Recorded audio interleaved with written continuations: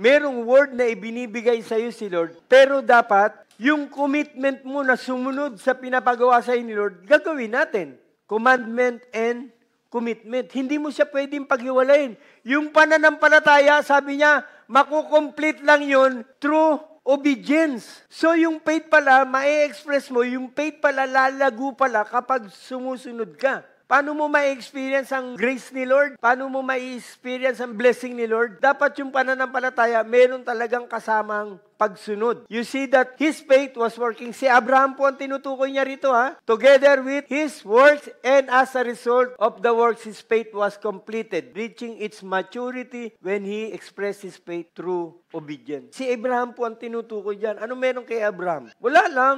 Si Abraham, 100 years old siya nung maging tatay. Si Sarah, 99 years old. Pero si Sarah, inabot ng 99 years old, merong pangako ang Diyos. Dahil pinangakuan siya, sabi ng Lord, magiging father of many nations ka, pinanghawakan ni Abraham yun. Ano sabi sa Romans chapter 4? Kahit matanda na siya, nagkaroon pa siya ng anak dahil sa pagtitiwala niya sa pangako ng Diyos. Pag ang Diyos ang nangako, gagawin niya yun. Yun yung pananampalataya. Kaya lang, susunod ka dun sa pinagagawa ni Lord.